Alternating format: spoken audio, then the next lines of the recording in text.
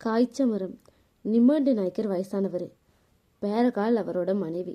அந்த 2 பேரோட முடிவு காலத்தை பற்றின கதை தான் இது. நிம்மாண்டி நாயக்கர் பெரிய சம்சாரி. 80 ஏக்கர் கரிசக்காடு இருக்கவருக்கு.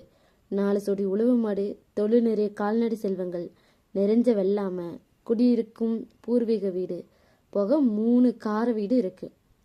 நிம்மாண்டி நாயக்கருக்கும் பேரக்காலுக்கும் மொத்தம் 8 பிள்ளைங்க. 4 ஆம்பளை பிள்ளைங்க, 4 பொம்பளை பிள்ளைங்க.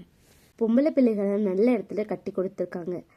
அவங்களுக்கு செய்ய வேண்டிய நகை, நட்டு, சீர், சருத்தி எல்லாம் செஞ்சுட்டாங்க. ஆம்பளை பிள்ளைகள் 4 பேருக்கும் நல்ல இடத்துலயே பெண்ணை பார்த்து கல்யாணமும் பண்ணி வச்சுட்டாங்க. நிம்மாண்டி நாயக்கருக்கும் பேரக்காலுக்கும் பிள்ளைங்க மேலே ரொம்ப பிரியம். பேரக்கால் வாக்குப்பட்டு வரும்போது 100 பவுன் நகையோட வந்தா. அந்த காலத்திலேயே 100 பவுன்னா சும்மாவா? பொம்பளை பிள்ளைகளுக்கு போட்டது போக மீதிய பேர பிள்ளைகளுக்கும் போட்டாச்சு. வீட்டுக்கு வந்த மருமகள்கள்லாம் சொத்தை பிரிக்கணும்னு தூவம் போட்டுக்கிட்டே இருந்தாங்க. அவங்களோட பசங்களும் அப்படிதான் நினைச்சாங்க. ஆனால் சொத்தை பிரித்து கொடுங்க அப்படின்னு நேரடியாக அப்பாவை கேட்க அந்த பசங்களுக்கும் பயம். எப்படியும் இந்த விஷயம் பெரியவரோட காதுக்கு எட்டுச்சு. ஒரு நாள் பருத்தி காட்டுக்கு போயிட்டு திரும்பும்போது அலுப்பு தாங்க முடியாமல் நிம்மாண்டி நாயக்கரும் பேரக்காலும் ஒரு மரத்தடியில் உட்கார்ந்தாங்க. பேரக்காலை பார்த்து நிம்மாண்டி கேட்டார், பேரக்கால் என்னடி சொல்கிற? நம்மளோட பசங்க சொத்தை பிரிக்கணும்னு ஆசைப்பட்றாங்களாம், நீ ஏதாவது கேள்விப்பட்டியா அப்படின்னாரு. பேரக்கால் அதுக்கு, இதில் என்ன இருக்கு? எப்போ இருந்தாலும் அவங்க கிட்ட ஒப்படைக்க வேண்டிய பாரம் தானே, பிரித்து கொடுத்துட வேண்டியது தானே. நமக்கு வயசாகி போச்சு, கிட்னா ராமான்னு உட்காந்து சாப்பிட வேண்டிய காலத்தில் ஏன் இப்படி லோன்னு அலைஞ்சு திரியணும் அப்படின்னு சொன்னான் பேரக்கால்.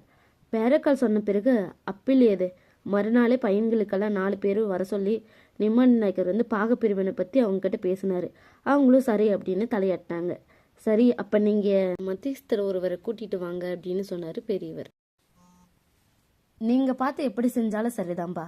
நீங்கள் என்ன ஒரு கண்ணில் வெண்ணையும் ஒரு கண்ணில் சுண்ணாம்புமா வைக்க போகிறீங்க அப்படின்னு எல்லா பசங்களும் சொன்னாங்க. அப்படி இல்லைடா கோட்டு பைய பிள்ளைகளா, பாகம் பிரிக்கிறதுனா மத்தியஸ்தர் ஒருத்தர் கட்டாயம் வேணும். போய் யாரையாவது ஒருத்தரை கூட்டிகிட்டு வாங்க அப்படின்னாரு பெரியவர். பையன்கள் 4 பேரும் பார்ப்பட்டி கந்தசாமி நாயக்கரை கூட்டிகிட்டு வந்தாங்க. பார்ப்பட்டி நாயக்கர் எல்லாருக்கும் பொதுவானவர். ஊர் பெரிய மனுஷன் வேற. தெற்கு வடக்கு போய் வர்ற மனுஷன், விவரம் தெரிஞ்சவர். பாரப்பட்டி நாயக்கரும் வந்தார். வாங்க பாரப்பட்டி மாப்பிள்ள அப்படின்னு சிரிச்சபடி நிம்மாண்டி நாயக்கர் வரவேற்றாரு. பாரப்பட்டி நாயக்கர் தொழுவத்திலேயே உட்காந்துட்டாரு. வீட்டுக்குள்ள உட்காந்தா வெத்தலையச்சி துப்பு எந்திரிச்சு வெளியே வரணும்னு தொழுவந்தா சரி அப்படின்னு அங்கேயே உட்காந்துட்டாரு. பேரக்கா காப்பி தண்ணி கொண்டு வந்தா. காப்பி குடிச்சதுக்கப்புறம் பாரப்பட்டி நாயக்கர் வெத்தலை போட்டாரு. நிம்மாண்டி மெல்ல பசங்களோட ஆசைகளை சொன்னாரு.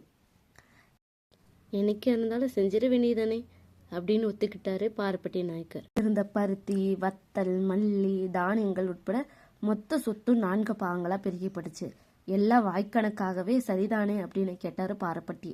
பையன்களும் தங்களோட மனைவிமார்கள்கிட்ட பேசிட்டு அதுக்கப்புறம் சரின்னு சொன்னாங்க.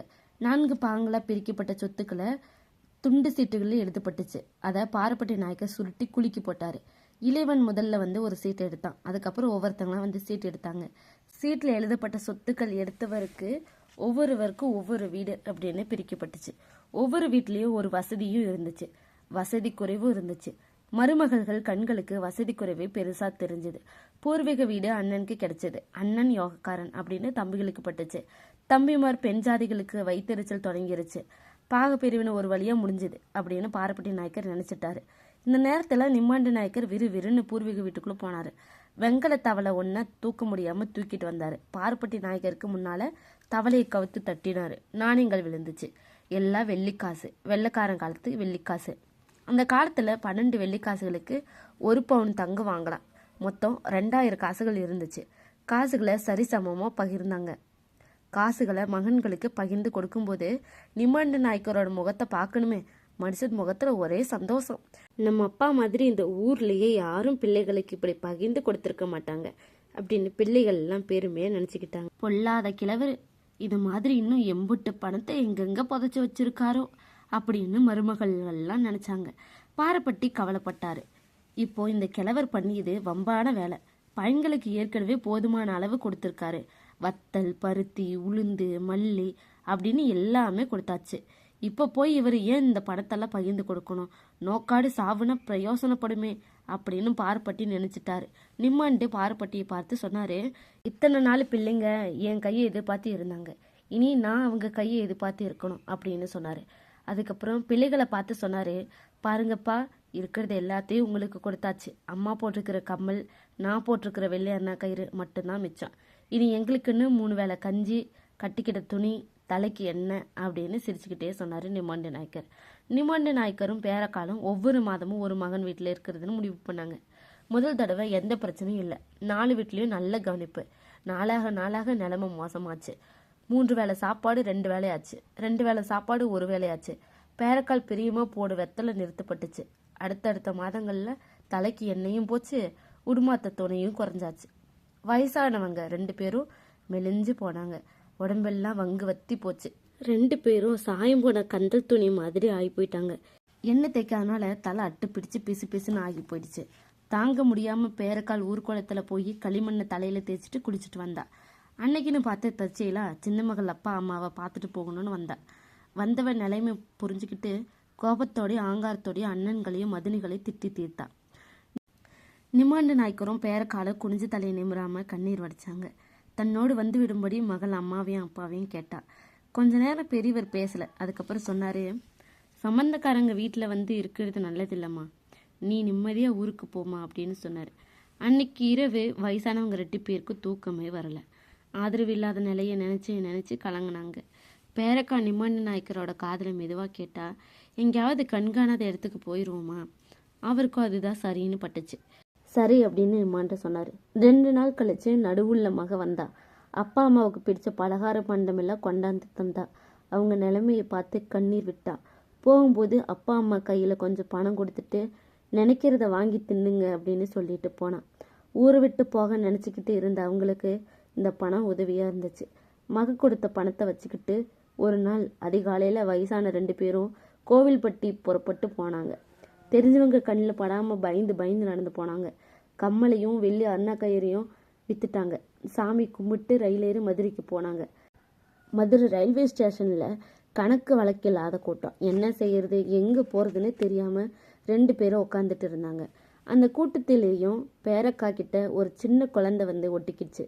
பேரக்கா குழந்தைய அணைச்சிக்கிட்டா. குழந்தையோட குடும்பம் ராமேஸ்வரம் போகுது. எங்க போறதுன்னு தெரியாம முழிச்சுக்கிட்டு இருந்த இவங்களும் ராமேஸ்வரம் போகலான்னு முடிவு பண்ணி புறப்பட்டு போனாங்க. ரயில் பேரக்கால குலுக்கி தாளாட்டுச்சு. பேரக்கால் ரயில்ல தூங்கினான். எப்பேற்பட்ட குடும்பத்துல பிறந்த பொண்ணு இப்படி ஆயிட்டுதேன்னு பேரக்காலை பார்த்து நிம்பாண்டு நினைச்சாரு. நினைக்கும் அவருக்கு கண் கலங்குச்சு.